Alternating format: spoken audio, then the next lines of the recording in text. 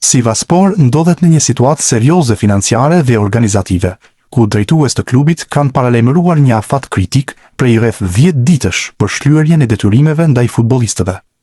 Nëse pagesat nuk kryen brenda këtij afati, lojtarët mund të përfitojnë të drejtën e zgjidhjes së njëanshme të kontratave, gjë që do ta çonte klubin në një krizë edhe më të thellë, me rrezik real të humbjes së pjesës më të madhe të skuadrës. Në qendër të kësaj situate është edhe sulmuesi shqiptar Rej Manaj, për të cilin raportohen pagesa të prapambetura. Nëse detyrimet financiare nuk shlyen brenda afatit ligjor, edhe ai mund të aktivizojë të drejtën për të prishur kontratën në mënyrë të njëanshme. Brenda klubit flitet për një situatë emergjente, ku dështimi për të vepruar në kohë mund të çojë Sivassporin drejt një krize të thellë sportive dhe financiare, me pasoja që rrezikojnë seriozisht stabilitetin e tij për sezonin e ardhshëm. Vetëm pak ditë më parë, në mediat turke u raportua se pritej largimi i Manajt për shkak se klubi e kishte të vështirë të përmbushte kërkesat e tij financiare, dhe me sa duket, largimi tashmë është zgjidhja e vetme. Kristian Aslani është në udhkryq gjatë kësaj vere, pasi nuk ka ende të qartë se ku do të vazhdojë karriera e tij. Nëse një vit më parë ishte mesfushori ai që i diktonte kushtet Interit për një largim të mundshëm nga Zikaltrit, tani janë këta të fundit që diktojnë gjithçka, duke i krijuar jo pak probleme futbollistit. Sipas mediave italiane, vendimi i Interit është që të shes përfundimisht kartonin e Aslanit dhe jo të lejojë më huazimin me të drejtë blerje. Ka disa klube të interesuara për të transferuar mesfushorin, mes të cilëve Cagliari, i cili ka kërkuar informacione rreth tij.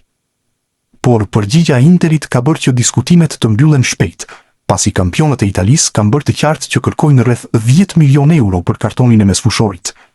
Kjo është një shifër shumë e lartë, të cilën sardët nuk e përballojnë dot, dhe për këtë arsye janë tërhequr menjëherë. E njëjta situatë ka bërë të tërhiqen edhe klube të tjera, dhe kujtojmë se edhe Beshiktashi ka cilësuar të papërshtatshme klauzolën prej 11 milion eurosh të Interit që kishte në kontratën e huazimit.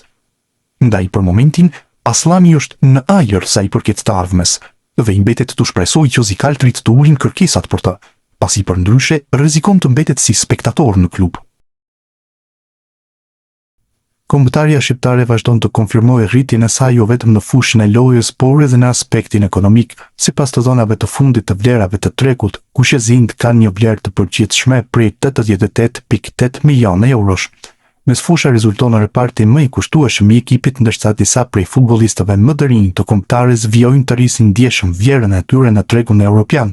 Në krye të listës qëndron Anis Mehmeti, i cili është aktualisht lojtari më i shtrenjtë i skuadrës, ndërsa në fund të renditjes gjenden futbollist me eksperiencë dhe role më të kufizuara në përfaqësuese. Më të shtrenjtët.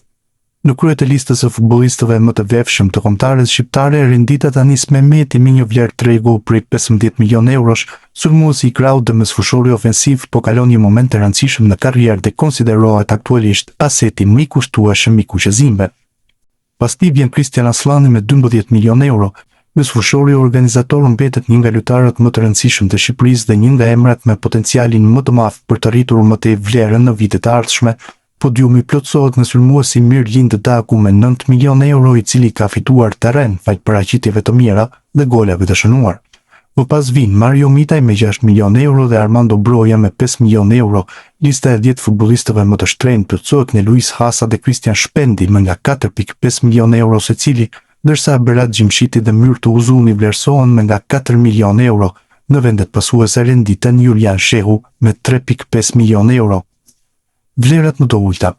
Në anën tjetër të renditjes gjenden lojtarët me vlerat më modeste të tregut. Mbrojtësi Naser Ali rezulton futbollistin me vlerën më të ulët me semrave të paraqitur me 300.000 euro, pastaj renditet portieri Panoqirko me 400.000 euro, Simon Simoni, Arlinda Jeti dhe Bujar Plana kanë secili nga 600.000 euro vlerë tregu, ndërsa portieri Alen Sherri vlerësohet me 800.000 euro.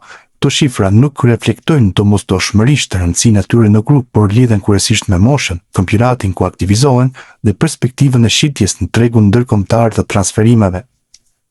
Vlera sipas reparteve.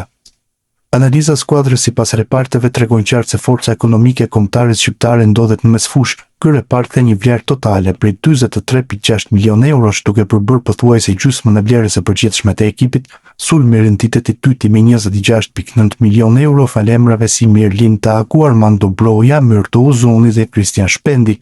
Kjo tregon se Shqipëria ka ndërtuar një repart ofensiv me potencial të konsiderueshëm për të ardhmen.